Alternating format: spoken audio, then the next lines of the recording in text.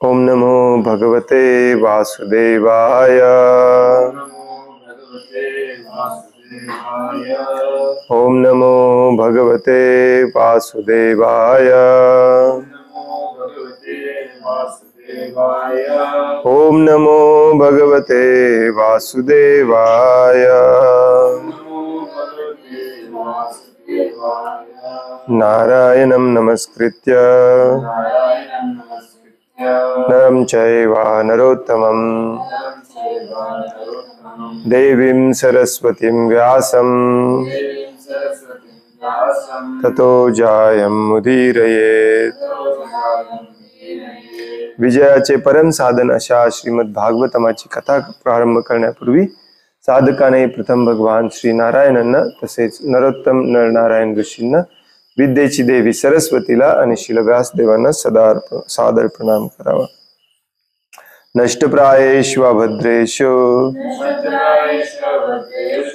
नित्यं भागवत सेवया भगवते उत्तम श्लोके भक्तिर्भवति नैष्ठिके। श्रीमद भागवतमचे निरंतर श्रवण केल्याने आणि शुद्ध भक्तांची सेवा केल्याने हृदयातील सर्व मंगल पूर्णपणे नष्ट होते आणि ज्यांचे दिव्य स्तोत्राने स्तवन केले जाते अशा पुरुषोत्तम भगवंतांची प्रेममयी भक्ती दृढ रूपाने प्रस्थापित होते। इदं भागवतं नाम पुराणं ब्रह्म संहितं उत्तम श्लोक चरितं चकार भगवन् ऋषि निःश्रेयसाय लोकस्य धन्यं स्वास्थ्यनं महत्। हे श्रीमद भागवतम म्हणजे भगवंतांचे वाङ्मयीन अवतार आहे आणि याची रचना भगवत अवतार श्रील व्यासदेवाने केली आहे। सर्व लोकांचे परम कल्याण हाच याचा उद्देश आहे। हे सर्वथा यशस्वी आहे, पूर्ण आनंदमय आहे आणि परिपूर्ण आहे। ओम ज्ञानतिमिरान्धस्य ज्ञानाञ्जनशलाकया चक्षुरुन्मीलितं येन तस्मै श्री गुरुवे नमः। श्री चैतन्य मनोभीष्टं स्थापितं येन भूतले स्वयं रूपा कदा मह्यं ददाति स्वपदान्तिकम्। वन्देऽहं श्रीगुरो श्रीयुतापदकमलं श्रीगुरुन् वैष्णवांश्च श्रीरूपं साग्रजातं सहगण रघुनाथान्वितं तं सजीवम् साद्वैतं सावधूतं परिजनसहितं कृष्ण चैतन्य देवं श्रीराधा कृष्णपादान् सहगण ललिता श्री विशाखान्वितांश्च।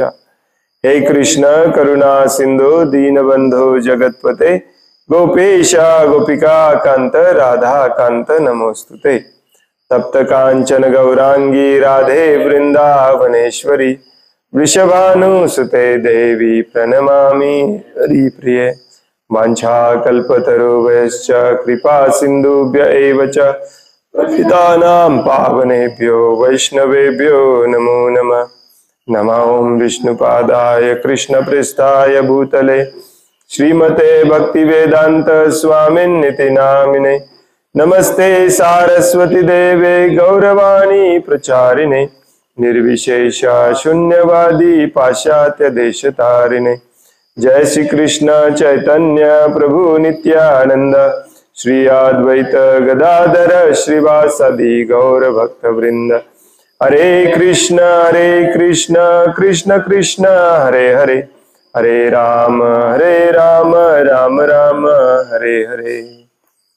मुखं करोति वाचालं पंगुं लंघयते गिरिं यत्कृपातमहं वन्दे श्रीगुरुं दीनतारिणम्। हरे कृष्ण। 4:30 श्रीमद् भागवतम स्कंध तिसरा अध्याय 24 कर्दम मुनींचे वैराग्य श्लोक नंबर 32।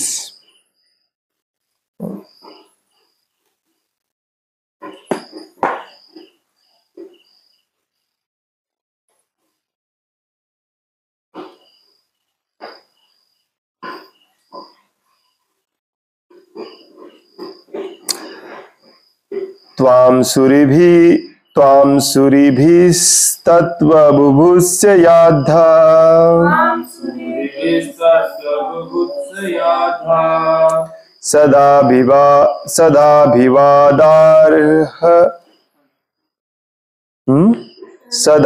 सदाभिवादार्हन पादपीठम्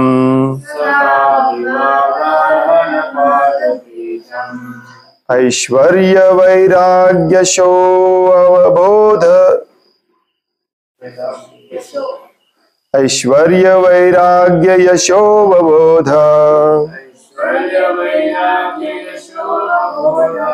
वीर्यश्रिया पूर्तमहं प्रपद्ये त्वां सूरिभिस्तत्त्वबुभुश्च याद्या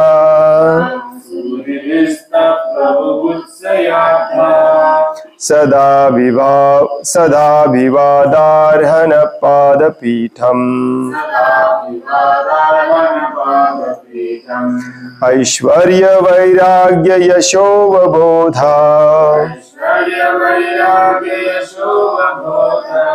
वीर्यश्रिया पूर्तमहं प्रपद्ये त्वां सूरिभिस्तत्त्वबुभुश्च याद्धा सदाभिवादार्हन पादपीठम् ऐश्वर्यवैराग्ययशोऽवबोध वीर्यश्रिया पूर्तमहं प्रपद्ये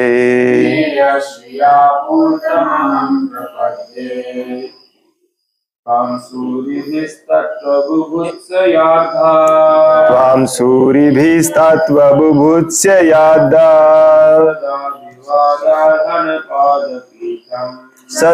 सदाभिवादार्हन पादपीठम् ऐश्वर्यवैराग्ययशोऽवबोध वीर्यश्रिया पूर्तमहं प्रपद्ये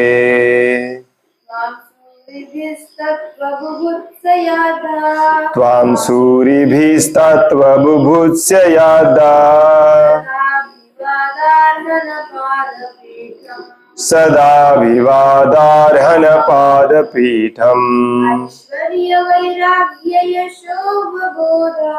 ऐश्वर्यवैराग्ययशोऽवबोध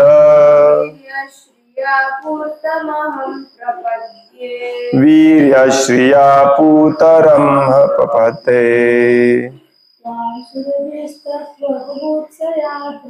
त्वां सूरिभिस्तत्त्वबुभुश्च याद्धा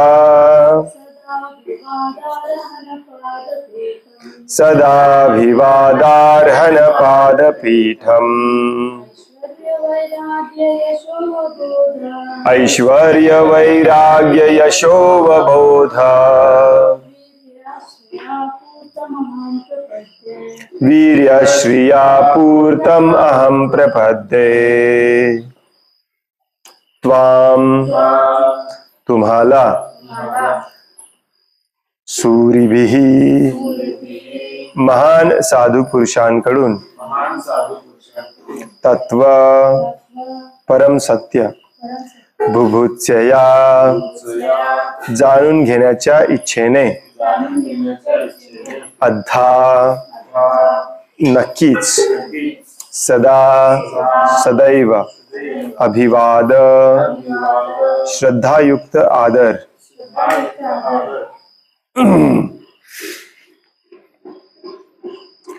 अर्हन जे सर्वथैव पात्र आहे पाद तुमच्या चरणांचे पीठम पीठास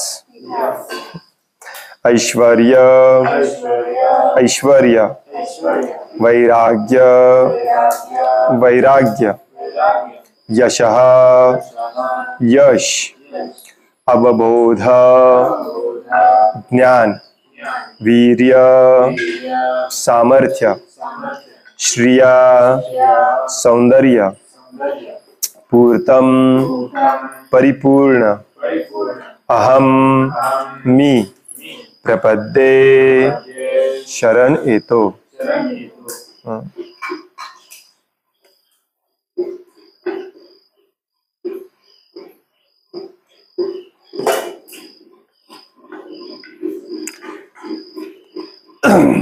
पुढचे 2 श्लोक, हा आणि पुढचा श्लोक. कर्दम मुनी भगवंतांना शरण जात. भाषांतर. हे भगवान, तुमचे चरण कमळ म्हणजे एक भांडार असून ते परम सत्य जाणून घेण्याची उत्कट इच्छा असणाऱ्या सर्व महान साधू पुरुषांकडून श्रद्धायुक्त पूजन होण्यास सर्वथैव पात्र आहे. तुम्ही ऐश्वर्य, वैराग्य, अलौकिक यश, ज्ञान, सामर्थ्य आणि सौंदर्याने पूर्णपणे युक्त आहात. आणि म्हणूनच मी तुमच्या चरण कमलांना शरण येत आहे.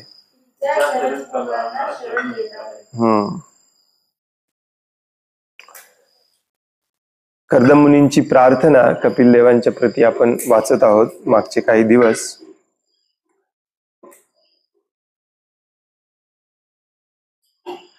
आता हे या आणि पुढच्या श्लोकामध्ये कर्दम मुनी म्हणतात की मी तुम्हाला शरण येत आहे.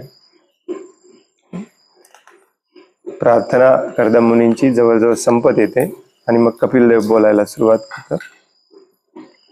या श्लोकामध्ये ते म्हणतात की तुमचे चरण कमळ म्हणजे एक भांडार असून, भांडार म्हणजे काय? रिझर्वायर.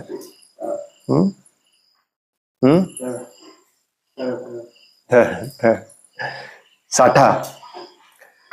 ते परमसत्य जाणून घेण्याच्या उत्कट इच्छा असणाऱ्या सर्व महान साधू पुरुषांकडून श्रद्धायुक्त पूजन करण्यास सर्वथैव पात्र आहे. सर्वथैव पात्र आहे म्हणजे ॲब्सोल्युटली नो प्रॉब्लेम. सगळे महान साधू पुरुष, ऋषी मुनी याच्यावरती ठाम आहेत मत त्यांचं, कोणालाही याच्यामध्ये संशय नाही. तुम्ही ऐश्वर्य, वैराग्य, यश, ज्ञान, सामर्थ्य आणि सौंदर्याने पूर्णपणे युक्त आहात. याला 6 भग म्हटले जातात. आणि म्हणूनच मी तुमच्या चरण कमलांना शरण येत आहे. पुढच्या श्लोकामध्ये देखील ते हेच म्हणतात, मी तुम्हाला शरण येत आहे. परंतु ते हे तात्पर्य झाल्यावरतीच वाचूया. प्रभुपाद म्हणतात तात्पर्यामध्ये, परम सत्याचा शोध घेणाऱ्या व्यक्तींनी वास्तविकपणे भगवंतांच्या चरण कमलांचा आश्रय घेतलाच पाहिजे आणि भगवंतांचे पूजनही केलेच पाहिजे. दोन्ही ठिकाणी श्रील प्रभुपाद च वापरतात. इंग्लिशमध्ये काय वापरतात? Must. Must take shelter of the lotus feet of the supreme personality of God and must worship him. ज्यांना जे परम सत्याच्या शोधात आहेत त्यांनी परमपुरुषोत्तम भगवंतांच्या चरण कमलांचा आश्रय घेतलाच पाहिजे आणि त्यांचं पूजन केलंच पाहिजे. नसेल तर पूर्णत्व प्राप्त होणार नाही. जे शोधत आहोत आपण शोधतच राहणार. भगवद्गीतेमध्ये भगवान श्रीकृष्णांनी अर्जुनाला अनेक वेळा सांगितले आहे की मला शरण ये, मला शरण ये, मला शरण ये. हो की नाही? पुढे कुठे सांगितलंय?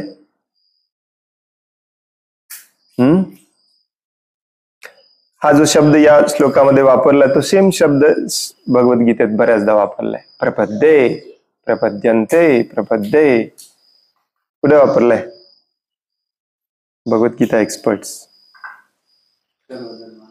सर्वधर्मान परित्यज्य माम एकम शरणम व्रज. तिथे शरण शब्द वापरलाय. प्रपद्ये शब्द कुठे वापरलाय?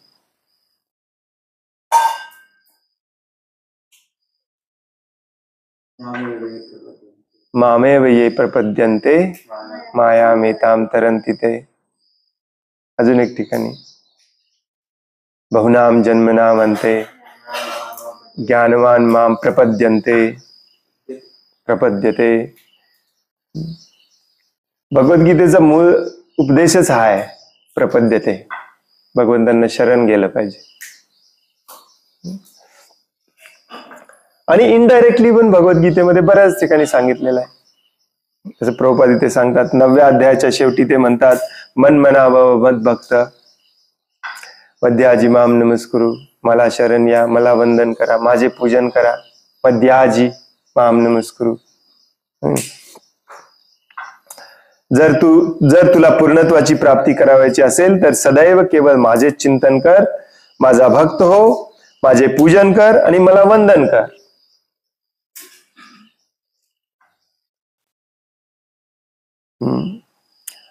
अशा रीतीने माझ्या भगवत स्वरूपाचे तुला ज्ञान होईल आणि अंतिमतः तू माझ्याकडे अर्थात तुझ्या स्वगृही भगवत धामात परत येशील.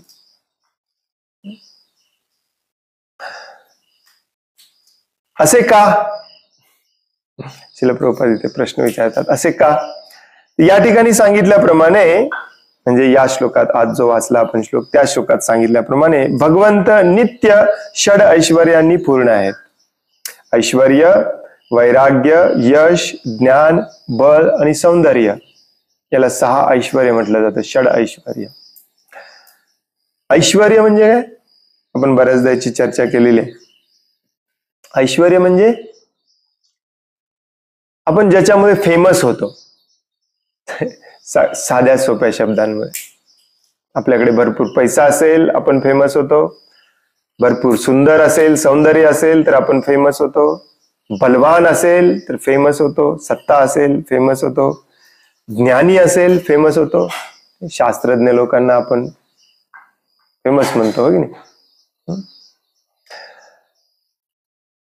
वैराग्य असेल तरी फेमस होतो, साधू लोकांना आपण फेमस म्हणतो, त्यांच्या मागे लागतो, हो की नाही?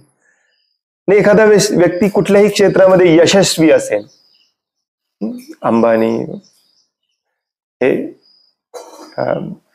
संपत्ती पण आहे, यश पण आहे. स्पोर्ट्स मध्ये लोक असतात, संपत्ती नसते परंतु यशस्वी असतात, सौंदर्य नाही, बल नाही, परंतु यश मिळवलंय कुठल्या तरी क्षेत्रामध्ये.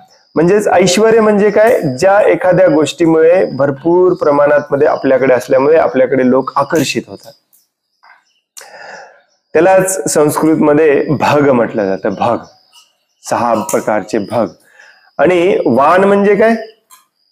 ज्याच्याकडे सगळ्यात जास्त आहे, बलवान, धनवान. तसं भगवान म्हणजे हे 6 प्रकारचे भग, ऐश्वर्य ज्याच्याकडे सगळ्यात जास्त आहेत, पूर्णपणे आहेत, पूर्णत्वामध्ये आहे. पूर्तम या शब्दाचा अर्थ आहे पूर्ण रूपाने. मी अखिल संपत्तीचा स्वामी आहे असा दावा कोणीही करू शकत नाही, पण श्रीकृष्ण असा दावा करू शकतात, कारण ते पूर्ण संपत्तीने युक्त आहेत आणि ते करतात देखील, हो की नाही? भगवद्गीतेमध्ये म्हणतात, बऱ्याच ठिकाणी दुसऱ्या शास्त्रामध्ये देखील म्हणतात, परंतु भगवद्गीता एक आपण स्टँडर्ड मानतो. भगवद्गीतेमध्ये म्हणतात सगळं काही माझं आहे. कुठे म्हणतात? अहम सर्वस्य प्रभवो मत्त सर्वम प्रवर्तते.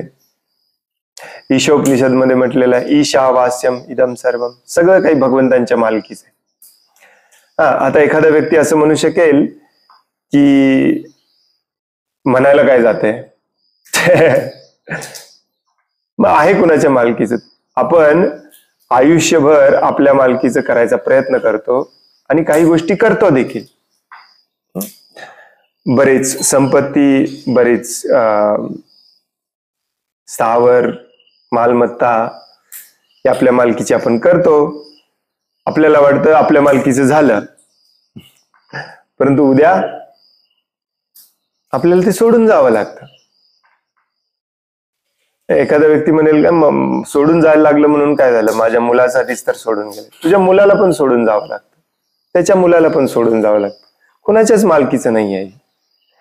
ऍक्च्युली पूर्वीच्या काळामध्ये अशी पद्धती होती की संपूर्ण संपत्ती ही राजाच्या मालकीची, राज्याच्या मालकीची असायची. आणि तो राजा अशा प्रकारची जमीन जुमला एक ठराविक व्यक्तींना राज्याच्या सुखसोयीसाठी वापरायला द्यायचा. आणि अजूनही आपल्या संविधानामध्ये तसंच आहे. ऍक्च्युली तुमचं जरी नाव असलं 7/12ला तरी सरकार कधीही काढून घेऊ शकते, हे सरकारला अधिकार आहे. त्यामुळे तुमच्या मालकीचं काहीच नाहीये, आपल्या मालकीचं काहीच नाहीये. एक भगवंत आहेत, ते म्हणू शकतात की सगळं काही माझ्या मालकीचं आहे, बस. बाकी कुणीही म्हणू शकत नाही.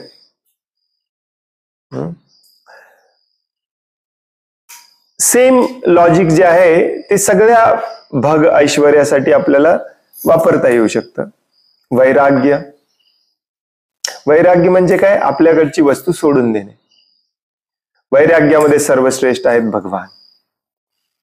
हे सगळं काही त्यांनी निर्माण केलं, सगळं काही त्यांच्या मालकीचं आहे, परंतु या एकाही गोष्टीवरती त्यांची आसक्ती नाही, सोडून देतात.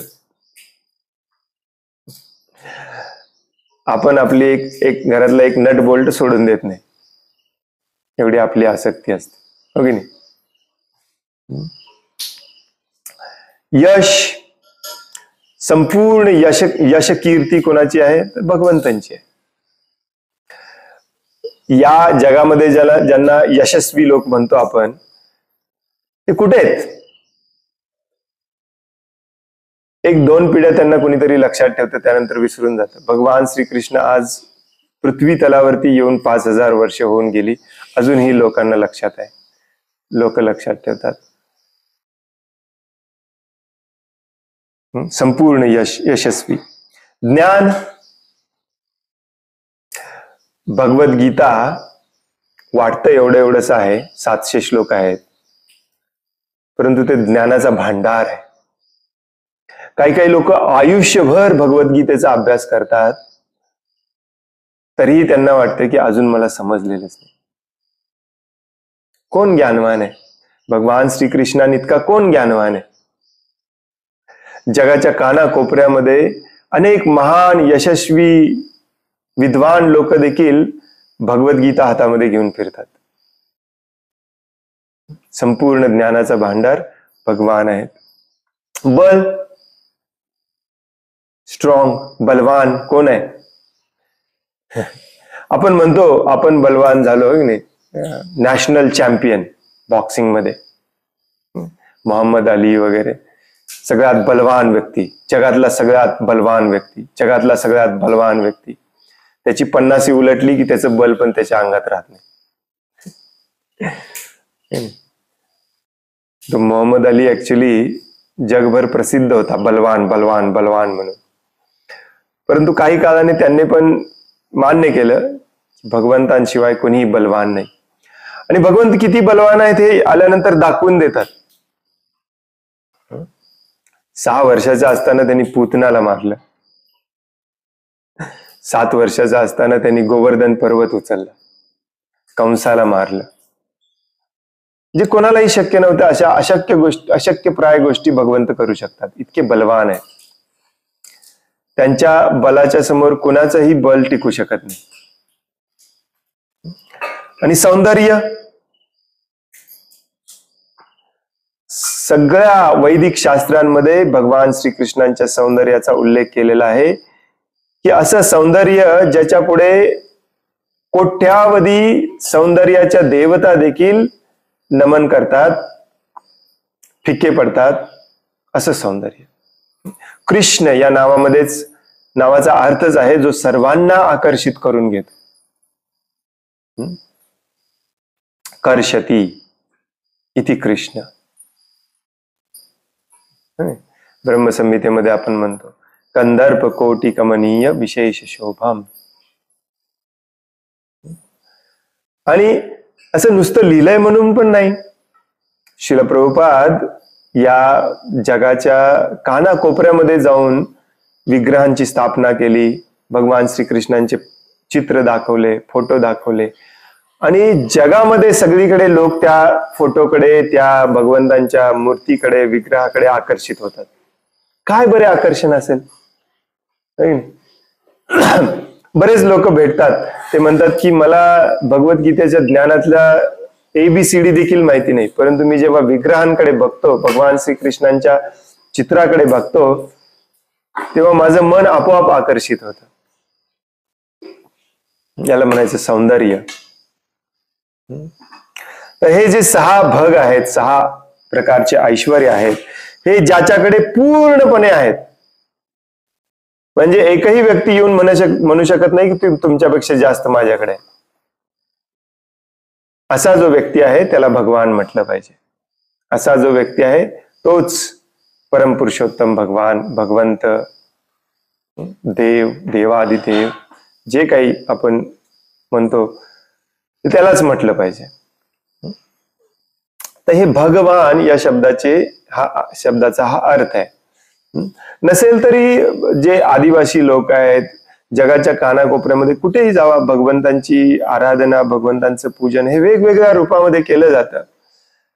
आणि हे सगळे लोक जे भगवंतांचं पूजन करतात, काही लोक दगडाच्या रूपामध्ये करतात, काही लोक झाडाच्या रूपामध्ये करतात, काही लोक निसर्गाच्या रूपामध्ये करतात, कुठल्याही रूपामध्ये करू दे, त्या सगळ्यांचं मत ठाम आहे की भगवान म्हणजे जो सर्व शक्तिमान आहे, त्याच्यापेक्षा शक्तिमान कोणीही होऊ शकत नाही, जो सर्व व्यापी आहे, सगळीकडे उपस्थित आहे, जो सर्व ज्ञानी आहे, त्याला सगळं काही माहिती आहे, आणि जो सुहृदम आहे, जो सर्वांच्या प्रती करुणेने, दयेने सर्वांचा मित्र आहे. सुहृदम म्हणजे सर्वांचा हितचिंतक, सर्वांचा मित्र आहे. हे सगळे मान्य करतात. कुठेही जावा तुम्ही, जगाच्या कानाकोपऱ्यामध्ये कुठेही जा, भले त्यांच्या देवाचं नाव वेगळं असेल, परंतु ते मान्य करतात की देव, भगवान म्हणजे कोण, परमेश्वर म्हणजे कोण, जो सर्व शक्तिमान आहे. तर या 2 व्याख्या जवळजवळ सगळे मान्य करतात. आणि म्हणून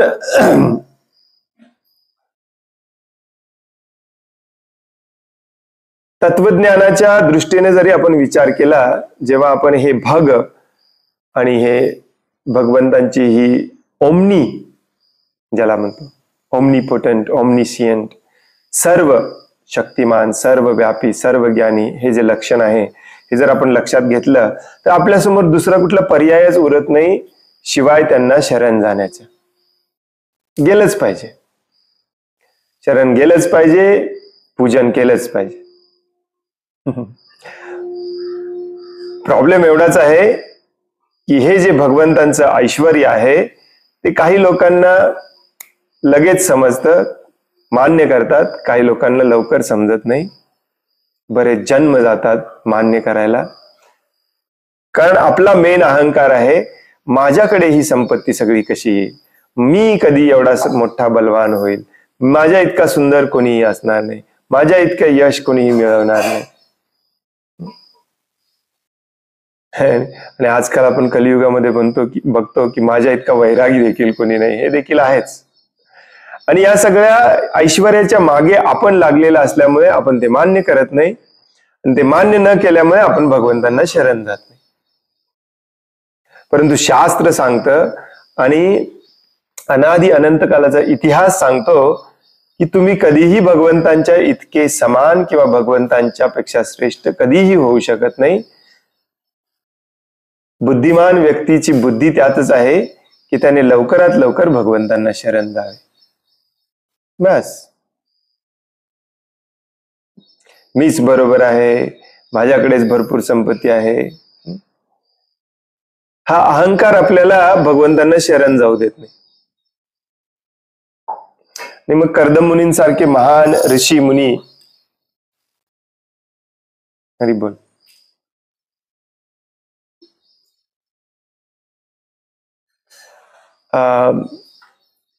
अशा प्रार्थनेतून हे व्यक्त करतात, येस, मी आयुष्यभर तुमचं ध्यान केलेलं आहे, स्मरण केलेलं आहे, तुम्हाला प्राप्त केलेलं आहे, माझी इच्छा पूर्ण करण्यासाठी, तुमचं वचन पूर्ण करण्यासाठी तुम्ही माझ्या घरी पुत्र म्हणून देखील आलेला आहात. माझ्या इतका भाग्यवान कोणीही नाही.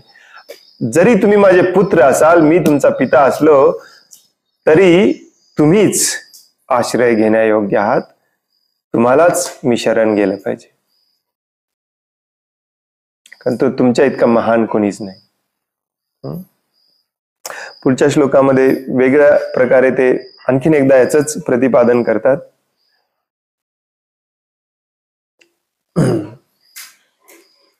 प्रभुपाद इथे शेवटचं थोडस वाचूया आहे तात्पर्य, मग पुढचा श्लोक वाचूया. प्रभुपाद म्हणतात, मी अखिल संपत्तीचा स्वामी आहे असा दावा कोणीही करू शकत नाही, पण श्रीकृष्ण असा दावा करू शकतात, कारण ते पूर्ण संपत्तीने युक्त आहेत. त्याचप्रमाणे ते ज्ञान, वैराग्य, बल, सौंदर्याने परिपूर्ण आहेत.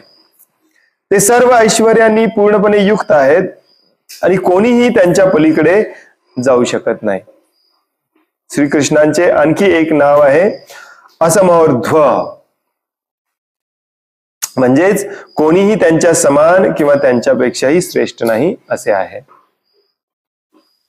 भगवद्गीतेमध्ये भगवंत स्वतः सांगतात, कोणीही माझ्या इतका समान आणि माझ्यापेक्षा श्रेष्ठ होऊ शकत नाही. मत्त परतरम न अन्यात किंचित अस्ति धनंजया. काल देखील आपण चर्चा करत होतो की हे श्रेष्ठ आहेत की ते श्रेष्ठ आहेत, परंतु भगवान श्रीकृष्ण एकटेच आहेत जे सगळ्या शास्त्रांमध्ये सगळ्या ऋषी मुनी विद्वान जनांनी सांगितलेलं आहे की हेच श्रेष्ठ आहेत, आणि ते स्वतः भगवद्गीतेमध्ये म्हणतात मीच श्रेष्ठ आहे. एखादा व्यक्ती म्हणू शकतो की हा अहंकार आहे भगवंतांचा, परंतु भगवंत इतके श्रेष्ठ आहेत, भगवंत इतके महान आहेत की सगळे रूल्स, सगळे नियम, धर्म म्हणजे काय हे देखील भगवंतच ठरवतात. त्यामुळे त्यांना अहंकारी व्हायचा पण अधिकार आहे. तुम्हाला अजिबात नाही, आपल्याला अजिबात. तोच व्यक्ती भगवंतांना शरण जाऊ शकतो. कदाचित आपण दुसरा श्लोक आज वाचू शकणार नाही. हे बेसिक जरी असलं, खूप बेसिक आहे हो की नाही. भगवद्गीतेच्या अगदी सुरुवातीला जेव्हा पहिल्यांदा श्री भगवान उवाचेत, तिथे शिल प्रभुपाद हे सगळं समजावून सांगतात. भगवान म्हणजे काय, भगचा अर्थ काय, वगैरे वगैरे. आपल्याला माहिती आहे नाही असं नाही, आपल्याला लक्षात पण आहे, विसरलंय असं पण नाही, परंतु आपली जी इच्छा आहे की भगवंतांना शरण न जायची आणि स्वतः या भगांपैकी एक भग का होईना मिळवायची, ती लवकर जात नाही. त्यामुळे हे परत परत परत रिपीट केलं जात. कर्दम मुनी एक महान मुनी आहेत, ते देखील रिपीट करतात. इंटरेस्टिंग आहे की नाही. आपला अहंकार इतका मोठा आहे. जसं आता इथे म्हटलं, शेवटच्या वाक्यामध्ये शिल प्रभुपाद सांगतात की भगवान श्रीकृष्णांचे आणखी एक नाव आहे असमोर्ध्व, म्हणजे कोणीही त्यांच्या समान आणि त्यांच्यापेक्षा श्रेष्ठ होऊ शकत नाही. म्हणजेच काय, या 6 ऐश्वर्यांमध्ये त्यांना मागे टाकून कोणीही पुढे जाऊ शकत नाही. या भौतिक जगामध्ये या 6 ऐश्वर्यांसाठीच स्पर्धा चाललेली आहे सगळ्यांच्या मध्ये, हो की नाही. तुझ्याकडे संपत्ती जास्त आहे की माझ्याकडे संपत्ती जास्त आहे. आणि तुमच्याकडे संपत्ती जास्त कधी होणार, जेव्हा तुम्ही दुसऱ्यांच्याकडचं लुटून घेता. त्याच्याशिवाय दुसरा पर्यायच नाही या भौतिक जगामध्ये. त्यामुळे तुम्ही असाल श्रीमंत, हे सगळं लुटलेला पैसा आहे. ऐकायला विचित्र वाटतं हो की नाही. ईशोपनिषद मध्ये ऍक्च्युली शिल प्रभुपाद म्हणतात की पहिल्या श्लोकामध्ये ईशोपनिषदच्या काय सांगितलेलं आहे, जेवढं आपल्याला लागतं तेवढंच आपण घेतलं पाहिजे. दुसऱ्याच्या संपत्तीवरती एन्क्रोचमेंट, अतिक्रमण केलं नसलं पाहिजे. एखादा व्यक्ती म्हणतो की मला जेवढं मिळालं तेवढंच मी करतो आणि रोजचं काम करून जेवढं मिळतं तेवढंच. एखाद्याला रोजचं काम करून 500 रुपये मिळतात, एखाद्याला रोजचं काम करून 500 करोड मिळतात. नाही कसं कोणी ठरवलं? ही एन्क्रोचमेंटच असते. प्रभुपाद म्हणतात की ऍक्च्युली आपण भगवंतांच्या संपत्तीवरती एन्क्रोचमेंट, अतिक्रमण करतो. आणि सगळं भगवंतांच्या मालकीच आहे. किती तुम्ही माझं माझं करून गोळा करून ठेवणार आहे? या भौतिक जगामध्ये या सगळ्या संपत्तीच्या पुढे जाण्याची स्पर्धा चालू आहे सगळ्यांच्या मध्ये. कोण बलवान आहे, म्हणून तर ऑलिम्पिकच्या स्पर्धा होतात. कोण श्रेष्ठ आहे हे बघायला. नसेल तर काय गरज आहे स्पर्धेची? येस, खेळ असला पाहिजे. खेळांमध्ये आपण थोडीशी स्पर्धा असली पाहिजे. परंतु मी त्याच्यामध्ये श्रेष्ठ आहे हे जगाला दाखवण्यासाठी त्याचा उपयोग केला जात असेल तर ती स्पर्धा होते. सगळीकडे हेच चालू आहे. तू सुंदर आहे का मी सुंदर आहे. फेसबुक, व्हॉट्सॲप, बॉलिवूड, हॉलिवूड सगळं याच्याच मागे लागलेलं. तुम्ही यशस्वी आहे का मी यशस्वी आहे. आणि आपल्या साधू लोकांमध्ये पण स्पर्धा चालू आहे. तुम्ही मोठ्या वैरागी की मी मोठा वैरागी. खरा वैराग्य लपवून ठेवायचा, दाखवायचं मी मोठा वैरागी की तो मोठा वैरागी. लोकांना वाटतं की जितके ज्याचे अनुयायी, जितके ज्याचे शिष्य तो मोठा वैरागी. ही स्पर्धा सगळीकडे चालू आहे. आणि जरी आपण भगवंतांना मान्य केलं, जरी आपण भगवंतांचं पूजन केलं, तरी आपल्यापैकी बऱ्याच जणांनी ही स्पर्धा अजून सोडलेली नाही. आणि ह्या स्पर्धेचा अंतिम लक्ष असतो, एक दिवस या 6 ऐश्वर्यांमध्ये मी भगवंतांपेक्षाही पुढे जाईन, जे कधीच शक्य नाही. हा शास्त्राचा मुद्दा आहे की जे कधीच कधीच कधीच कधीच कधीच शक्य होणार नाही. इम्पॉसिबल आहे. सोडून द्या विचार. जितक्या लवकर सोडून द्याल तेवढं तुमच्यासाठी चांगलं आहे. आणि ऍक्च्युली खरं बघायला गेलं तर या भौतिक जगामध्ये तुम्ही शेजारच्याही पुढे जायचा जो विचार करताय तो पण सोडून द्या. जितक्या लवकर ते सोडाल ते पण तुमच्यासाठी चांगलं आहे.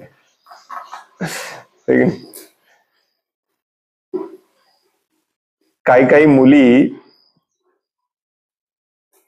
कॉलेजमध्ये जातात आणि सौंदर्याची व्याख्या प्रत्येकाची वेगळी असते. आणि मग एखाद्या कुरूप मुलीला हिनवलं जातं आणि ती उपेक्षा तिला सहन होत नाही आणि ती आत्महत्या करते. भगवद्गीता भागवतम आपल्याला सांगते की आपल्याला ही स्पर्धा करायचीच नाहीये. दुसरे करतात, करू दे. हो की नाही? दुसऱ्यांच्याकडे एवढी संपत्ती आहे, असू दे. तुम्हाला काय फरक पडतो? तुम्हाला सुखी राहायचंय ना. हो की नाही? आता मी आज माझं वय 50ला आलं. माझी बायको म्हणते तुम्ही उलटच सांगता नेहमी. बायका उलट सांगतात, कमी सांगतात. पुरुषांना जास्त सांगायची सवय असते. ऍक्च्युली 48 वय आहे माझं. 47 आहे. अजून जास्तच सांगेल. एनिवे, मी जेव्हा परत आलो भारतामध्ये तेव्हा माझे क्लासमेट मला भेटायला येतात. मागच्याच आठवड्यात माझा एक क्लासमेट मला भेटायला आला. क्लासमेट म्हणजे अगदी शाळेतले, हायस्कूल मधले. बरं वाटतं. जुने एकदम लहानपणीचे मित्र, जेव्हा आपल्यात स्पर्धा नव्हती, निखळ प्रेम होतं. परंतु ते आता भेटायला येतात एकाच उद्देशाने, तू एवढं सगळं केलंस, अरे आम्हाला पण काहीतरी सांग कसं करायचं.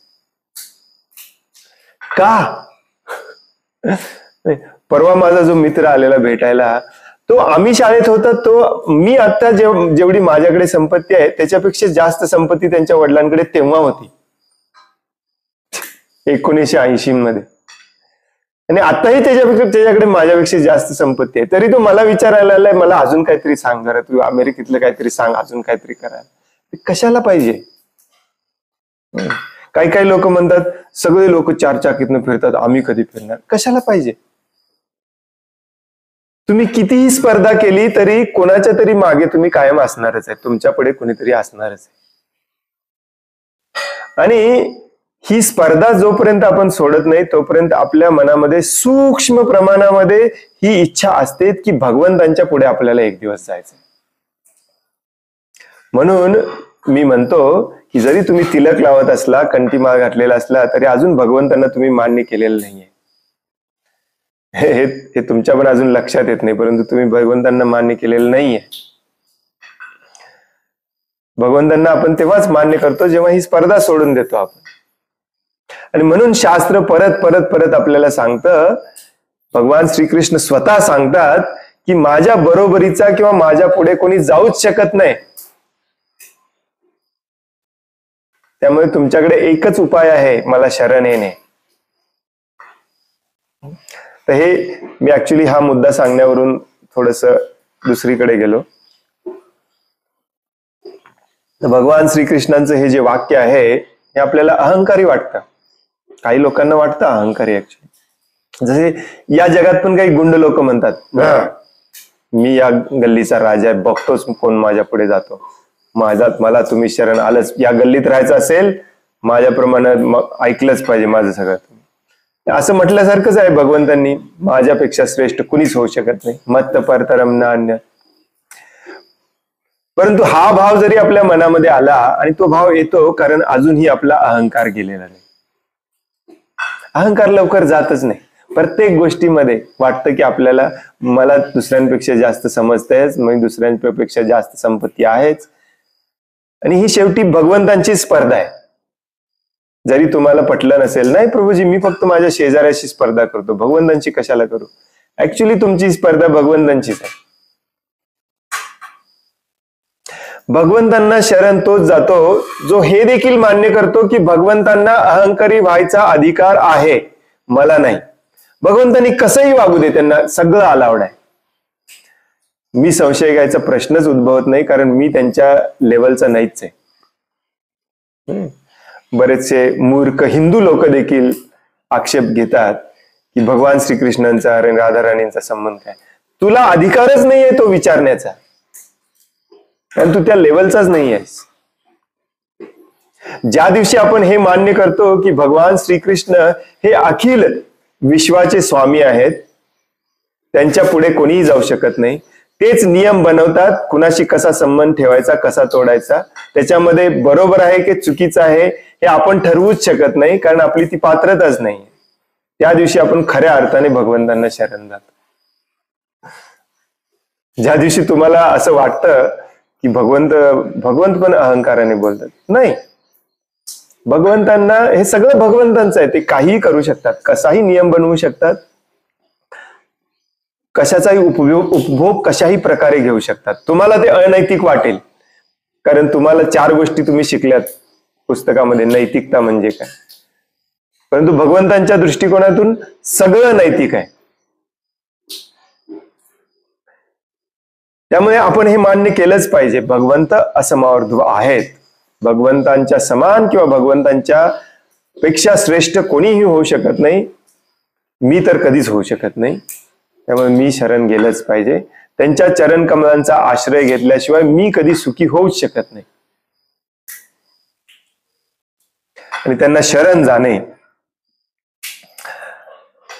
याच्याशिवाय दुसरा मार्ग नाही. म्हणून पहिल्या वाक्यामध्ये मी तुम्हाला म्हणालो बघा, ऍक्च्युली पहिल्या वाक्यामध्ये श्रील प्रभुपाद जोडतात की परमसत्याचा शोध घेणाऱ्या व्यक्तींनी खऱ्या अर्थाने वास्तविकपणे भगवंतांच्या चरण कमलांचा आश्रय घेतलाच पाहिजे आणि भगवंतांचे पूजन केलेच पाहिजे.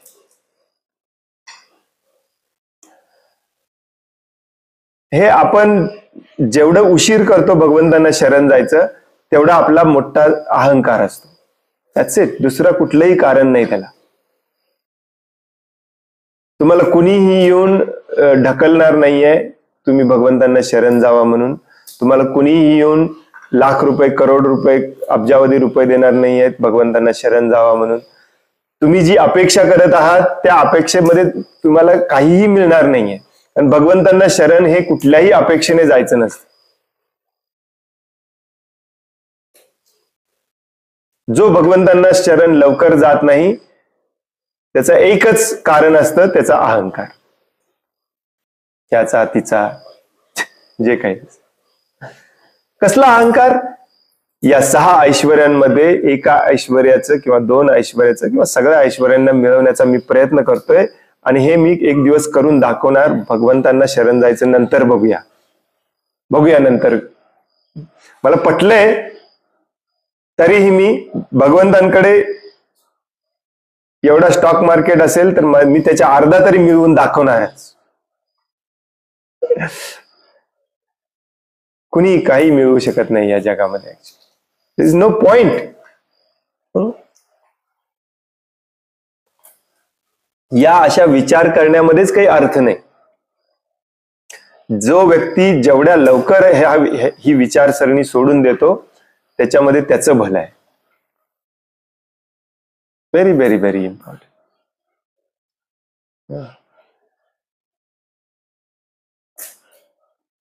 तुम्हाला वाटत असेल की प्रभूजी तुम्ही जरा अतिच बोलताय. आम्ही तर आता भगवान श्रीकृष्णाने मान्य केलंय. कुठे शरण कुठे आलंय खरं. नुसतंच मान्य केलंय होय की नाही. आम्ही संपत्तीच्या स्पर्धेमध्ये आहे, नाही वैराग्याच्या स्पर्धेमध्ये आहे, नाही बलाच्या स्पर्धेमध्ये आहे, नाही सौंदर्याच्या स्पर्धेमध्ये आहे, परंतु मी माझ्या छोट्या स्पर्धेमध्ये आहे. माझ्या घरामध्ये माझ्या मित्रामध्ये मी श्रेष्ठ आहे, माझंच बरोबर आहे. कितीही छोटी स्पर्धा असू दे. श्रील प्रभुपाद म्हणतात मत्सरता, द्वेष, स्पर्धा हा आपला मूळ आजार आहे. आणि जेव्हा आपण म्हणतो मी भगवंतांची स्पर्धा करत नाही, मत्सर करत नाही, परंतु माझ्या शेजाऱ्याशी करतो, तो भगवंतांची स्पर्धा असते, भगवंतांचीच मत्सर असतो, भगवंतांचाच द्वेष केला जातो. कारण हे सगळे जीव भगवंतांचे अंश आहेत. काल आपण संध्याकाळी वाचत होतो, सगळे जीव भगवंतांचे अंश आहेत. कुणाशी स्पर्धा मी केली नसली पाहिजे, कुणालाच मी कधीच लुटलं नसलं पाहिजे, कुणालाच मी कधी हे केलं नसलं पाहिजे, माझ्यापेक्षा खाली ढकलायचा प्रयत्न केला नसला पाहिजे. त्यामुळे आपल्याला असं वाटतं की मी भगवंतांना मान्य केलेलं आहे, मी तिलक लावतो, मी मंदिरात जातो, मी सत्संगला जातो, परंतु जर छोट्या छोट्या गोष्टींमध्ये देखील आपण मी करत असलो ते अजूनही आपण भगवंतांना मान्यच केलेलं नाही. वरवर नुसतं दाखवायला मान्य केलेलं आहे. अजून आत चित्तामध्ये आतपर्यंत पटलेलंच नाही आपल्याला की माझ्यापेक्षा कुणीतरी श्रेष्ठ असू शकतं. खूप महत्वाचा मुद्दा आहे ऍक्च्युली. हे बऱ्याचदा रिपीट होतं. माझी इच्छा होती पुढचा श्लोक वाचायचा पण ते आपल्या हे डोक्यातच शिरत नाही. कितीतरी वेळा सांगा, नाहीच शिरत.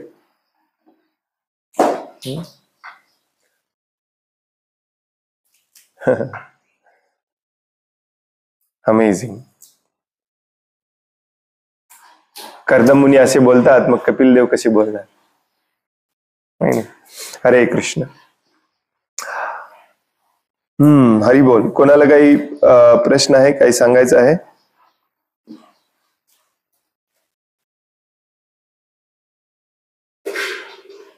हरे कृष्णा. दंडवत प्रणाम प्रभूजी. हरे कृष्णा. दंडवत प्रणाम प्रभूजी. कपिल देवांचा जन्म फक्त त्यांच्या मातेला उपदेश करण्यासाठी झाला होता का आणि कोणत्या उद्देशाने झाला?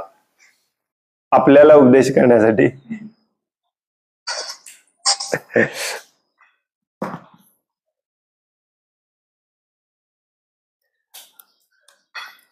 ऍक्च्युली भगवान श्रीकृष्ण जेव्हा जेव्हा अवतार घेतात तेव्हा तेव्हा ते सर्व जीवांवरती कृपा करण्यासाठीच येतात.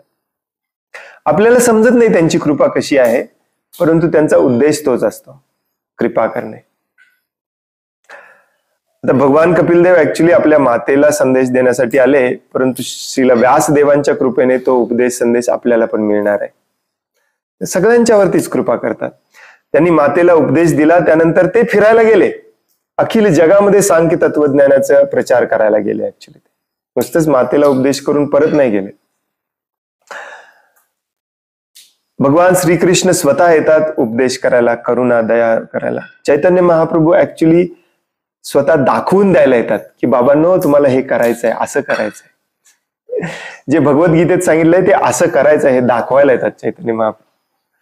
त्यामुळे काही अवतारांमध्ये आपल्याला कळतं की भगवंत अवतार धारण करून आपल्यावरती म्हणजे मी स्वतःबद्दल बोलतोय, माझ्यावरती कृपा करायला कसे आलेत. परंतु काही अवतारांमध्ये आपल्याला कळत नाही. जसं की वराह अवतार आपण वाचला मागच्या महिन्यामध्ये. आपल्याला कळालं नाही वराह अवतार माझ्यावर कृपा करायला कशी काय आले, ते वराह अवताराचा आणि माझ्या कृपेचा काय संबंध. परंतु प्रत्येक अवतार हा प्रत्येक जीवावरती कृपा करण्यासाठीच असतो. तो एक दोन व्यक्तींसाठी नसतो, प्रत्येकावर कृपा करण्यासाठी असतो. भगवंत येतातच त्याच्यासाठी, आपल्या भक्तांवरती कृपा करण्यासाठी, आपल्या भक्तांना प्रेम देण्यासाठी, ते प्रेमाचं आदान प्रदान करण्यासाठी. ती कृपा कधी डायरेक्टली असते, कधी इनडायरेक्टली असते. डायरेक्टली कृपा देवहूतीवर होणार आहे, इनडायरेक्टली कृपा आपल्यावरती होणार आहे. डायरेक्टली कृपा सुदामावर झाली, इनडायरेक्टली कृपा आपल्यावर होते जेव्हा आपण सुदामाची कथा ऐकतो. वराहदेवांनी कशी कृपा केली, वराहदेवांनी या पृथ्वीला अगदी घाणेरड्या ठिकाणावरून उचलून काढलं. भगवंतांचं हेच काम असतं. आपण सध्या कुठे आहे, एकदम घाणेरड्या ठिकाणी आहे. या घाणेरड्या ठिकाणाहून, आपल्या अनर्थांमधून, आपल्या पापांमधून, आपल्या घाणेरड्या प्रवृत्तीमधून बाहेर कोण काढणार आपल्याला, भगवंत काढणार. प्रत्येक अवतार भगवंतांचा हा संपूर्ण अखिल विश्वावरती कृपा करण्यासाठी असतो. आपल्याला वाटतं ते प्रत्येक एका व्यक्तीला वरती कृपा करण्यासाठी आलेत, पण ऍक्च्युली सगळ्यांवरती कृपा करण्यासाठी. त्या व्यक्तीवरती डायरेक्टली कृपा करतात कारण त्याची तशी सुकृती असते. तुमची तशी सुकृती झाली की तुमच्यावरती पण डायरेक्टली कृपा करायला येते. जसं श्रीमद भागवतमच्या 10व्या स्कंदामध्ये ब्रह्मदेव जेव्हा प्रार्थना करत असतात भगवंतांची, तेव्हा म्हणतात की हे जे बालक आहेत सगळे गोप गोपी भगवंतांसमोर सोबत जंगलामध्ये खेळणारे, जंगलामध्ये फिरणारे, 7 वर्षाचे 5 वर्षाचे, या सगळ्या बालकांनी अनादि अनंत जन्म यज्ञ केलेला आहे, तपस्या केलेला आहे, म्हणून यांना हे आता सुख मिळाले. डायरेक्टली भगवंतांची कृपा त्यांच्यावरती होती. तर देवहूती, देवकी, यशोदा मैया, नंद महाराज, हे जे भक्त आहेत यांनी महान सुकृती केलेली असते, महान भक्तिमय सेवा केलेली असते. त्यामुळे भगवंत त्यांच्याकडे डायरेक्टली येतात, परंतु त्यांच्या माध्यमातून ते आपल्या सगळ्यांवरती कृपा करतात. आणि ती कृपा घेतली आपण, आणि आपण भगवंतांची त्याप्रमाणे सेवा करायला लागलो, त्याप्रमाणे दृढ निश्चयाने आपण भगवंतांना शरण गेलो, तर एक दिवस आपल्यावरती कृपा डायरेक्टली करायला आपल्यासोबत पण भगवंत येणार आहे. No doubt, same to same, face to face, समोरासमोर. त्यामुळे कोणत्याही अवताराचा उद्देश हाच असतो, सर्व जीवांवरती कृपा करणे, दया करणे, त्यांना ज्ञान देणे, त्यांना या घाणेरड्या अवस्थेतून बाहेर काढणे. हाच एकमेव उद्देश असतो सगळ्या अवतारांचा. कारण भगवंतांना खूप वाईट वाटतं आपण इथे अडकले.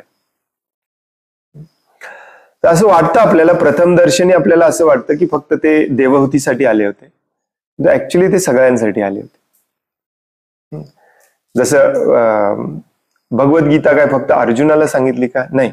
भगवद्गीतेच्या पहिल्या इंट्रोडक्शन मध्ये श्रील प्रभुपाद सांगतात की अर्जुनाला एक माध्यम करून ऍक्च्युली भगवंतांना आपल्या सगळ्यांना सांगायचं होतं. अर्जुना शुद्ध भक्त होता, अर्जुनाला सांगायची गरजच नाही भगवद्गीता. देवहूती ही शुद्ध भक्त आहे, नसेल तर तिच्या पोटी भगवंत का जन्माला येतील? देवहूतीला हे सगळं ज्ञान द्यायची गरजच नाही, देवहूती ऑलरेडी शुद्ध भक्त आहे. परंतु भगवान आपल्यासारख्या जीवांना असं इनडायरेक्टली सांगण्यासाठी आपल्याच भक्तांना हे ऍक्टिंग करायला लावतात, भूमिका करायला लावतात. प्रभुपाद बऱ्याचदा आपल्या प्रवचनामध्ये ती म्हण सांगतात, काय म्हणतात, लेकी बोले सुने लागे. ऍक्च्युली सुनेला सांगायचं असते, परंतु आई कोणाला सांगते? लेकीला सांगते. तसं भगवंत आपल्या भक्तांना, कारण तुमची लायकी नाही आहे भगवंतांकडून डायरेक्ट ऐकायची. लक्षात आलं का? श्रील प्रभुपाद सांगतात याचं कारण आपल्याला, आपली लायकी नाही आहे भगवंत डायरेक्टली येतील आणि मला डायरेक्टली ज्ञान देतील. आपल्याला ते मान्य पण नाही आहे. भगवान श्रीकृष्ण उद्या तुमच्या समोर येऊन बसले आणि ज्ञान द्यायला लागले, तुम्ही उठून जाल, कोण आलाय, कोणाला माहितीये मला ज्ञान द्यायला लागलाय, कारण आपला अहंकार आहे. मग भगवान श्रीकृष्ण काही ना काही कारणाने तुम्हाला हे सांगायचं असतं. तुमच्यावरती दया करायची. इतके दयावान आहेत ते अहंकारी नाहीत, ते सोडून जात नाहीत. हे काय ऐकतच नाही म्हणून सोडून जात नाहीत. ते आपल्या भक्ताला अशा खालच्या पातळीची भूमिका करायला लावतात. अर्जुनाला, देवहूतीला पतित असल्याची भूमिका करायला लावतात. ऍक्च्युली हे पतित नाही आहेत अर्जुन, देवहूती वगैरे. आणि मग तिथे येऊन त्यांना मार्गदर्शन देतात, जेणेकरून आपल्याला मार्गदर्शन मिळेल. हे अत्यंत महत्वाचं आहे, लक्षात ठेवा. इतके आपण अहंकारी आहोत. तर कपिल देव सगळ्यांना मार्गदर्शन देतात. ऍक्च्युली खरोखर पण ते सगळ्यांना मार्गदर्शन देतात. आणि व्यासदेवांच्या कृपेने या भागवतमच्या रूपातून आपल्याला पण मिळतं.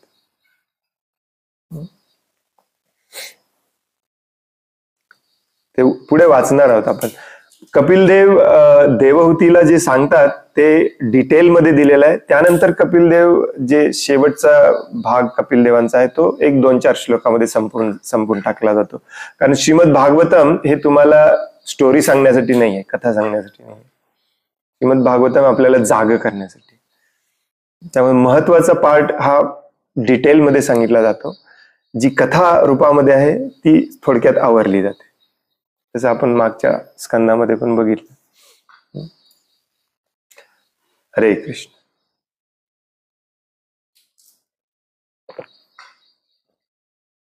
हरे कृष्ण प्रभूजी. हरे कृष्ण. प्रभूजी, आपण म्हणतो की आपण आपला अहंकार आहे आणि आपण आपल्या अहंकारातून दुसऱ्यांना जर काय सांगत असोल किंवा अहंकार नसला जरी आपण जे सांगतोय ते बरोबर आहे का चुकीचं आहे हे आपण कसं ठरवावं. मान्य की आपण अहंकारी आहे, तर आपण जर कोणाला जर काय सांगायला गेलो, आवडलं नाही आवडलं, त्या गोष्टीमध्ये आपण चुकीचं आहे का बरोबर आहे हे आपण कसं ठरवावं. मान्य की आपल्याला अहंकार आहे, तर जरी अहंकार असला तरी सांगावं का नाही सांगावं, कसं डिसिजन घ्यावं अशा सिच्युएशन. 2 गोष्टींची काळजी घ्यायची. पहिली गोष्ट म्हणजे आपण जे सांगतो ते गुरु, साधू, शास्त्र या त्रिकोणामधले बसलं पाहिजे. It's very important. म्हणजे जे काही सांगतोय त्याचा संदर्भ आपल्याकडे असला पाहिजे. एकतर गुरु बोलतात, एकतर साधू म्हणजे पूर्वाचार्य यांच्या मुखातून आलेलं असलं पाहिजे किंवा शास्त्रामध्ये त्याचा संदर्भ असला पाहिजे. कारण बोलायला काय, उचलली जीभ लावली टाळायला, बोलायलाच सगळे बसलेले आहेत या जगामध्ये, हो की नाही. प्रभुपाद म्हणतात देखील, वाचेवरती जो कंट्रोल करत नाही तो मूर्ख असतो. आणि बऱ्याचदा आपण समाजामध्ये पाहतो देखील, जे मूर्ख व्यक्ती असतात त्यांना बडबड बडबड बडबड बडबड करायची सवय असते. तुम्हाला पण असे व्यक्ती भेटले असतील. मला असे खूप जण भेटलेत ज्यांना असं वाटतं की सगळ्या क्षेत्रामध्ये त्यांचं नॉलेज आहे. मेडिकलचं पण नॉलेज देतील ते तुम्हाला, सगळ्या क्षेत्रामध्ये. कारण त्यांचा अहंकार एवढा मोठा असतो की त्यांना वाटतं की माझंच बरोबर आहे. मग ही सगळ्यांच्या मध्येच प्रवृत्ती असते. आणि ही प्रवृत्ती जर आपल्याला घालवायची असेल तर आपण काटेकोरपणे याचं पालन केलं पाहिजे की जे आपण बोलतो, जे आपण दुसऱ्यांना सांगतो ते प्रूव्हन असलं पाहिजे, शास्त्रशुद्ध असलं पाहिजे. आणि त्याची खरी परीक्षा आपल्याला शास्त्र सांगते म्हणजे ते गुरु, साधू आणि शास्त्र या 3 गोष्टींनी मान्यता प्राप्त असलं पाहिजे. आता हे देखील खूप वास्ट आहे आणि आपण दरवेळी पाहू शकत नाही की हे बरोबर आहे की नाही, बरोबर आहे की नाही. त्यामुळे चाणक्य पंडित सांगतात की कॉमन सेन्स नेहमी वापरावा लागतो. कॉमन सेन्स मूर्ख लोक, अहंकारी लोक वापरत नाही. तर ही झाली पहिली गोष्ट. पहिली गोष्ट कशाबद्दल आहे की जे आपण सांगतो त्याला बेस असला पाहिजे, त्याला संदर्भ असला पाहिजे. स्वतःच्या मनाने मॅन्युफॅक्चर करून काय सांगायचं नाही. श्रील प्रभुपाद हा शब्द वापरतात, डोंट मॅन्युफॅक्चर एनिथिंग. आणि दुसरी गोष्ट जी आहे ती सांगताना सदैव आपल्या मनामध्ये करुणा, दया, क्षमा हे जे सद्गुण आपण भगवद्गीतेमध्ये वाचतो ते गुण असले पाहिजे. दुसऱ्याला खाली पाडण्यासाठी, दुसऱ्याचं मत चुकीचं आहे हे सिद्ध करण्यासाठी जेव्हा आपण सांगायचा प्रयत्न करतो, जरी ते शास्त्रोक्त असलं तरी ते अहंकारी बनतं.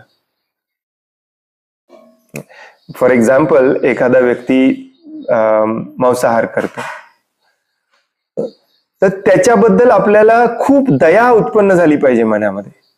घृणा नाही, तिरस्कार नाही, तर दया उत्पन्न झाली पाहिजे, कळकळ उत्पन्न झाली पाहिजे. म्हणून मी बऱ्याचदा म्हणतो बघा, श्रील प्रभुपादांचे तुम्ही लेक्चर रोज ऐकायला सुरुवात केला तर तुम्हाला वाटेल की श्रील प्रभुपाद इतक्या कठोर शब्दात बोलतात, कधी कधी इतक्या रागीट टोन मध्ये बोलतात, परंतु त्याच्यामध्ये मागे भाव एकच आहे की कळकळ आहे त्यांच्या मनामध्ये, इतकी इतकी प्रचंड कळकळ आहे की हे समोरच्याला कळू दे रे, समोरचा याच्यातून सुटू दे, मुक्त होऊ दे, ही कळकळ आहे.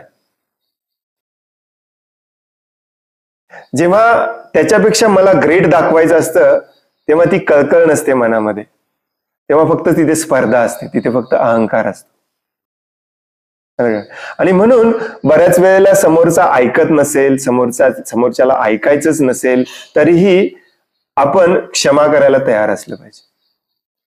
ठीक आहे, या भौतिक जगामध्ये भगवान श्रीकृष्ण जेव्हा अर्जुनाला भगवद्गीता सांगतात तेव्हा शेवटच्या अध्यायामध्ये म्हणतात की मी तुझ्यावरती जबरदस्ती करणार नाही, मी तुला ज्ञान द्यायचं काम केलं, तुझं तू ठरव तुला काय करायचं. त्यामुळे आपण कोण शेजाऱ्यावर जबरदस्ती करणार आहे, आपण कोण आहे आपल्या नातेवाईकांवरती मित्रांवरती जबरदस्ती करणार आहे. त्यांचं काय चुकत असेल तर त्यांना त्यांच्या भल्यासाठी आपण काहीतरी सांगायचा प्रयत्न केला, त्यांनी घेतला तर ठीक, नाही घेतला तर ठीक, कोणीही कोणावरती काही फोर्स करू शकत नाही, हे आपण सदैव लक्षात ठेवलं पाहिजे. पहिले म्हणजे आपण जे सांगतो ते त्याला संदर्भ असला पाहिजे, मॅन्युफॅक्चर्ड नसलं पाहिजे, आणि सांगण्याची जी कला आहे ती प्रेमातून, दयेतून, करुणेतून उत्पन्न झालेली असली पाहिजे. आणि विशेष करून जे प्रवचन देतात किंवा जे भगवद्गीतेचा प्रचार करतात किंवा शास्त्राचा प्रचार करतात किंवा भक्तीचा प्रचार करतात, त्यांनी ही गोष्ट लक्षात ठेवणे अत्यंत महत्वाचे, या दोन्ही गोष्टी लक्षात ठेवणे अत्यंत महत्वाचे आहे. कारण आजकाल कसं झालंय, याच्यात खूप प्रसिद्धी असते, विशेष करून युट्यूब, फेसबुक, व्हॉट्सअप, 2 दिवसात तुम्ही प्रसिद्ध होऊ शकता, इन्फ्लुएन्सर होऊ शकता, मग कुणीही काही सांगायला लागतो आणि ज्ञान राहिलं बाजूला आणि बाकीच्या गोष्टींनीच आपण प्रसिद्ध व्हायचा प्रयत्न करतो. मी एकदा एक वाक्य ऐकलेलं, मला अजूनही आठवतंय, कोणी म्हटलेलं, प्रभुपादांनी म्हटलेलं का महाराजांनी म्हटलेलं, की हे जे ज्ञान आपण देतोय, आता हे लक्षात ठेवा, हे वाक्य लक्षात ठेवा, जे ज्ञान आपण देतोय ते कुठून आलं याचं आपल्याला भान असलं पाहिजे. Very important. म्हणजेच काय, मला किती येतंय बघा, हे 0 असलं पाहिजे. मी कुणीतरी सांगितलेलं ज्ञान तुम्हाला देतोय याची जाणीव असली पाहिजे. जे ज्ञान आपण देतोय पुढे ते कुठून आलं याची जाणीव असली पाहिजे. आणि दुसरी गोष्ट म्हणजे ते ज्ञान देण्यासाठी माझ्यामध्ये शक्ती कुठून आली याची पण जाणीव असली पाहिजे. नसेल तर मग आपण अहंकारी होतो, आपण प्रसिद्धीच्या मागे लागतो, मला लोकांनी ग्रेट म्हटलं पाहिजे, मला लोकांनी बरोबर म्हटलं पाहिजे, याच्या मागे लागतो. ऍक्च्युली तसं बघायला गेलं तर मीच बरोबर आहे, मला लोकांनी बरोबर म्हटलं पाहिजे, हीच इच्छा शेवटपर्यंत जात नाही आपली. बाकी सगळ्या गोष्टीमध्ये आपण मागे पडतर घेतो, परंतु ही गोष्ट अगदी बारीक सारीक गोष्टीमध्ये देखील आपली जिद्द असते, विनाकारण हट्ट असतो, माझ्याच मनाप्रमाणे झालं पाहिजे. नाही होणार, सोडून द्या.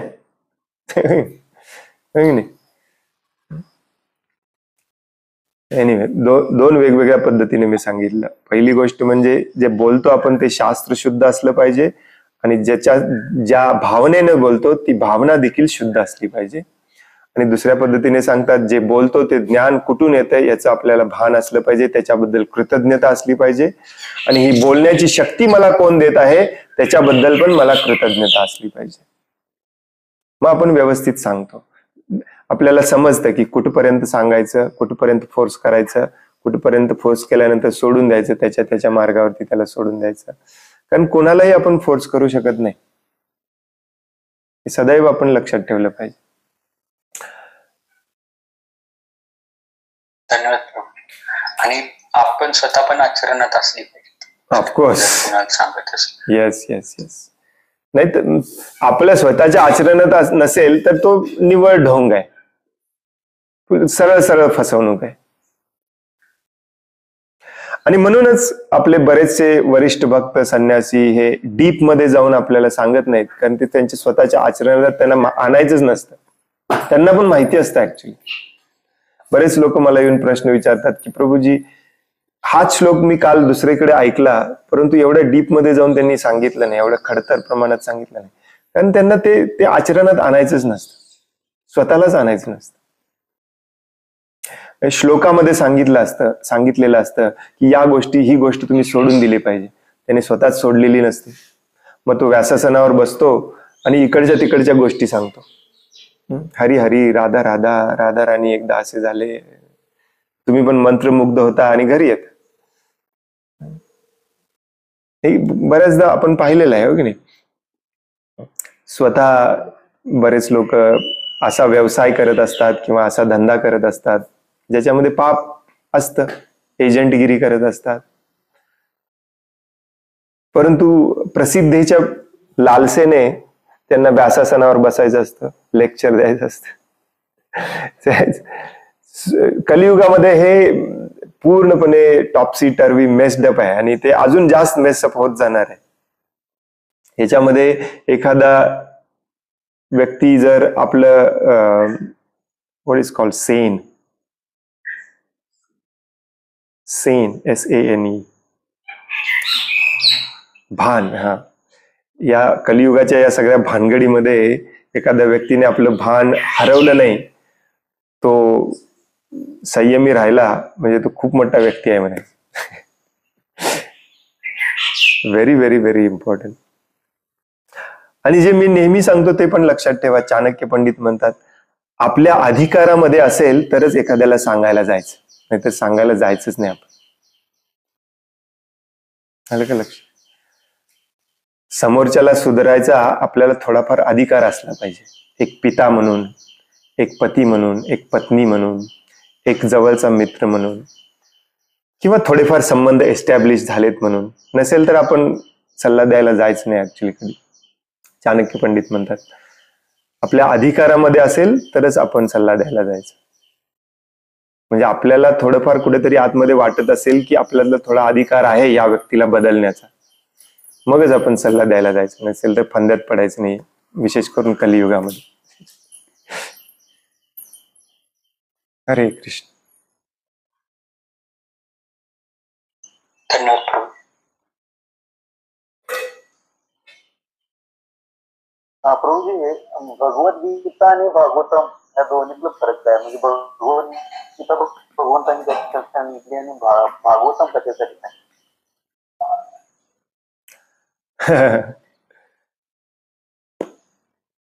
हे तुम्हाला थोडस बेसिक लेक्चर्स सगळे तुम्हाला ऐकावे लागतील.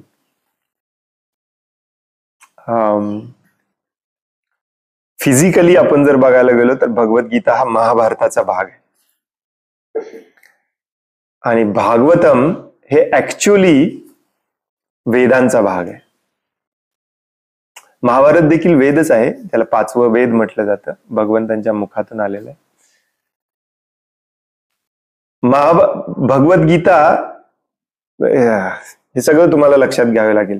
पहिल्यांदा एकच वेद होता. व्यासदेवानी त्या एका वेदाचे 4 वेगवेगळे वेद निर्माण केले, विषयाप्रमाणे 4 वेगवेगळे सेक्शन केले. त्या 4 वेदांमध्ये सगळं काही सांगितलेलं आहे. जीवन जगण्यापासून आयुर्वेद, धनुर्वेद, सगळं सगळं सगळं ज्ञान आहे त्याच्यामध्ये. यज्ञ कसा करायचा, मंत्र कसे म्हणायचे, सगळं. मग त्याच 4 वेदांचा 1/3 भाग आहे, त्याला म्हटलं जातं उपनिषद, जिथे जीवनाचा परमोच्च उद्देश सांगितलेला आहे, त्याला म्हणतात उपनिषद.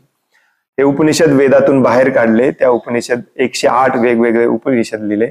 या सगळ्या उपनिषदांचा सार तत्व आहे भगवद्गीता. म्हणून भगवद्गीतेला कधी कधी गीतोपनिषद म्हटलं जातं. सार तत्व का? कारण युद्धाच्या भूमीवरती भगवान श्रीकृष्णांना हे सगळं ज्ञान क्रॅश कोर्स मध्ये द्यायचं होतं अर्जुनाला 45 मिनिटात, म्हणून ते थोडक्यात सांगितलं. आणि ते आपल्यासाठी पण महत्वाचं आहे, कारण कलियुगामध्ये आपल्याला क्रॅश कोर्सच पाहिजे. 10,000 वर्ष आपल्याला ज्ञान घेण्यामध्ये आपल्याकडे आयुष्य पण नाही आणि वेळ पण नाही, हो की नाही? तर मुख्य मुद्दा आयुष्य काय असलं पाहिजे, आयुष्याचा उद्देश काय आहे, हे त्याच्यावरती स्ट्रेस करून भगवंतांनी थोडक्यात भगवद्गीतेमध्ये अर्जुनाला सांगितलं. परंतु भागवतम काय आहे? हे 4 वेदांचे अनेक वेद निर्माण झाले वेगवेगळ्या ऋषींनी, छोटे छोटे छोटे छोटे आयुर्वेद, यजुर्वेद. आणि मग जे ओरिजिनल लेखक होते व्यासदेव, त्यांना चिंता लागली की वेदांचा उपयोग लोक भौतिक सुखासाठीच करायला लागतील, अंतिम उद्देशासाठी करणार नाहीत. म्हणून त्यांनी बसून सगळ्या वेदांचा सार परत एकदा काढला आणि वेदांत सूत्र लिहिलं. त्याला ब्रह्मसूत्र किंवा वेदांत सूत्र म्हटलं जातं. परंतु ते इतक्या सूत्राच्या स्वरूपात लिहिलं की ते फक्त विद्वानालाच कळेल. सूत्र म्हणजे इक्वेशन, का लक्षात? म्हणजे एका वाक्यात सांगितलेलं तुम्हाला कळलं पाहिजे, त्याला म्हणतात सूत्र. तेच एक वाक्य तुम्ही 4 दिवस एक्सप्लेन करू शकता, परंतु कॉम्पॅक्ट रीतीमध्ये सांगितलं की त्याला सूत्र म्हणतात. आणि मग एवढं सगळं सांगून झाल्यानंतर परत ते चिंतेमध्ये पडले की अरे, हे लोकांना कळणार कसे? हे फक्त विद्वान लोकांना कळणार. मग त्यांचे जे गुरु होते नारद मुनी, ते आले आणि म्हणाले, मूर्खा, सगळ्या वेदांचा सार आहे भगवान श्रीकृष्णांना जाणणे. ते स्वतः देखील म्हणतात तसं. तुम्हीच लिहिलेलं आहे, तुम्हीच लेखक आहे. त्यामुळे हे वेदांचा सगळा सार, जे वेदांत सूत्र तुम्ही लिहिलंय, ते वेदांत सूत्र लोकांना समजेल असं, आणि फक्त भगवान श्रीकृष्ण हेच जीवनाचा उद्देश आहे, या उद्देशाने तुम्ही परत लिहिलं पाहिजे. काय मूर्खपणा लिहित बसलाय? मग व्यासदेव हो म्हणाले. आपल्या गुरुच्या आदेशानुसार त्याच वेदांत सूत्रावरती स्वतःच तात्पर्य लिहिलं. त्याला म्हणतात श्रीमद भागवतम. आणि म्हणून भागवतम हे वेदांचा सार आहे. भगवद्गीता हे उपनिषदाचं सार आहे. भगवद्गीता हे भगवान श्रीकृष्णांच्या मुखातून आलेला वेद सार रूपामध्ये आहे. श्रीमद भागवतम स्वतः भगवान श्रीकृष्ण आहे. कारण श्रीमद भागवतम हे व्यासदेव आणि शुकदेव गोस्वामी यांनी आपल्या परिपक्व स्टेजमध्ये आल्यानंतर फायनल म्हणून लिहिलेलं आहे. सगळं लिहून झाल्यानंतर फायनल हेच भगवान आहेत. आणि लिहिलेलं आहे म्हणजे पेन आणि वही घेऊन लिहिलेलं नाही, ध्यान करून साधना अवस्थेमध्ये, अतिशय दिव्य अवस्थेमध्ये जाऊन लिहिलेलं आहे. म्हणून श्रीमद भागवतमला भगवंतांचं स्वरूप मानलं जातं, ग्रंथ अवतार मानलं जातं. जसं पुरुष अवतार, लीला अवतार, युग अवतार, वेगवेगळे भगवंतांचे अवतार आहेत, तसं श्रीमद भागवतम हे भगवंतांचा अवतार आहे, ज्याला ग्रंथ अवतार म्हटलं जातं. आणि म्हणून श्रीमद भागवतम हा एकच ग्रंथ असा आहे ज्याच्या पानापानावरती भगवान श्रीकृष्ण सोडून तुम्हाला दुसरं काही सापडणार नाही. जे काही आहे ते भगवान श्रीकृष्ण. कशा स्वरूपामध्ये दिलेलं आहे? भगवान श्रीकृष्ण हे कधीच भगवान श्रीकृष्णांच्या भक्तांपेक्षा वेगळे नसतात. म्हणून श्रीमद भागवतम हे भगवान श्रीकृष्णांचे भक्त आणि भगवान श्रीकृष्ण यांच्या संबंध काय होता हे संबंध सांगण्यासाठी लिहिलेलं आहे. त्यामुळे ह्याच्यामध्ये तुम्हाला स्टोरीज सापडतील, परंतु त्या स्टोरीज हे स्टोरी सारखे सापडणार नाही की एक होता राजा, इसवी सन 1658 मध्ये त्याचा जन्म झाला, असं स्टोरी सांगत सांगत सांगत सांगत सांगत शेवटच्या पानावरती त्याचा मृत्यू झाला. असं क्रमाक्रमाने नाहीये. भागवतम मध्ये स्टोरी आहे परंतु क्रमाक्रमाने नाही. कारण भागवतमचा उद्देश स्टोरी सांगणे नाही. भागवतमचा उद्देश आहे की भगवान श्रीकृष्णांचा भक्त कसा असतो आणि त्याचा भगवंतांशी संबंध कसा असतो. कारण हे जाणणे हेच जीवनाचा उद्देश आहे. हे व्यासदेवांना शेवटी कळालं, म्हणून त्यांनी भागवतमच्या स्वरूपामध्ये आपल्या पुत्राला सांगितलं, शुकदेव गोस्वामींना. शुकदेव गोस्वामींनी परीक्षित महाराजांना सांगितलं, सूत गोस्वामींना सांगितलं, आणि अशा प्रकारे गुरु शिष्य परंपरेमध्ये ते आपल्यापर्यंत येऊन पोहोचतं. तर हा फरक आहे दोन्हीतला.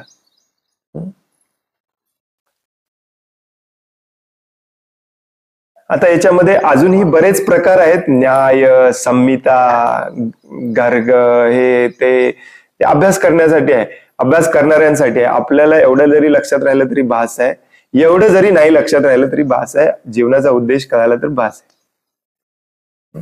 कारण कलियुगामध्ये आपण ह्याचा सगळ्याचा अभ्यास करू शकत नाही, आणि कलियुगामध्ये आपल्याला वेद आपण वाचू पण शकत नाही. म्हणून शास्त्रामध्ये सांगितले की कलियुगामध्ये भगवद्गीता ज्याला समजली त्याच्यासाठी भास आहे. त्याच्या पुढे जाऊन ज्याला आनंद घ्यायचा आहे त्याने श्रीमद भागवतमचा अभ्यास करावा, श्रवण करावं. भागवतम हे शिकण्यासाठी नाहीये. बऱ्याच जणांना वाटतं की भागवतम शिकण्यासाठी आहे. नो, भागवतम हे शिकण्यासाठी नाहीये, भगवद्गीता शिकण्यासाठी आहे. भगवद्गीतेच्या एंडला तुम्ही भगवंतांना शरण गेलेलं असलं पाहिजे, त्याच्यासाठी भागवतम आहे. भागवतम हे आनंद घेण्यासाठी आहे, आनंद लुटण्यासाठी आहे.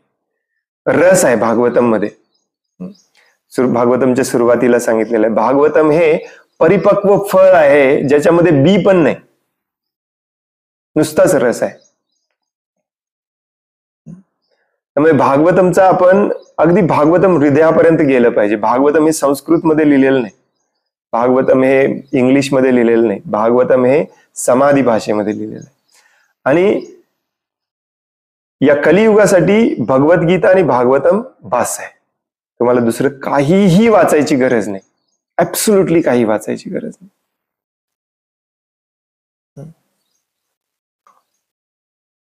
जो भागवतम मध्ये ज्याला रस यायला लागतो, भागवतम मधला रस त्याला ज्याला समजायला लागतो, तो खरा भाग्यवान मनुष्य.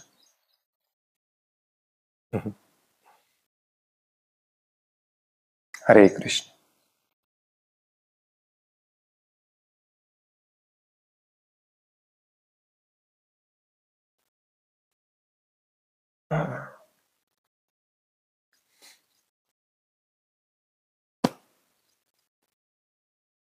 हरे कृष्ण. खूप खूप धन्यवाद. वांछा कल्पतरो भयश्च कृपा सिंधुभ्य एव च पतितानां पावनेभ्यो वैष्णवेभ्यो नमो नमः. अनंत कोटि वैष्णव वृंद की जय. वैष्णव ठाकुर शिल प्रभुपाद की जय. ग्रंथराज श्रीमद् भागवतम की जय. हरे कृष्ण. धन्यवाद. हरे कृष्ण प्रभु जी धन्यवाद. No.